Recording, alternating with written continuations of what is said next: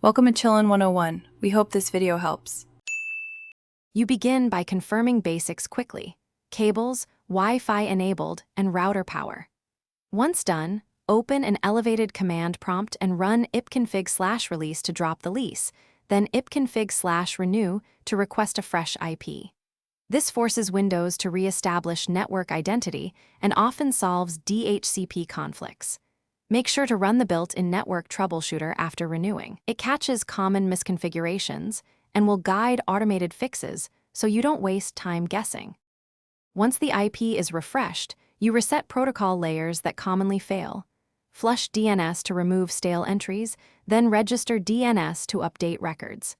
Next, run netch winsock reset and netch int IP reset. These restore the socket catalog and TCP/IP settings to defaults, clearing corruption. After those commands complete, make sure to check Device Manager for the adapter driver, update it if it's old, or roll back if a recent update broke connectivity.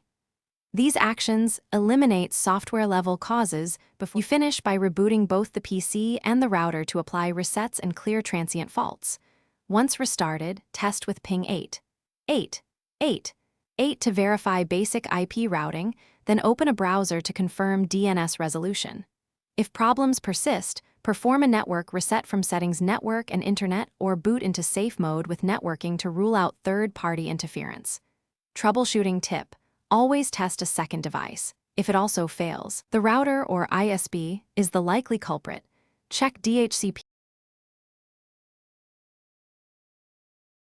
Thanks for watching.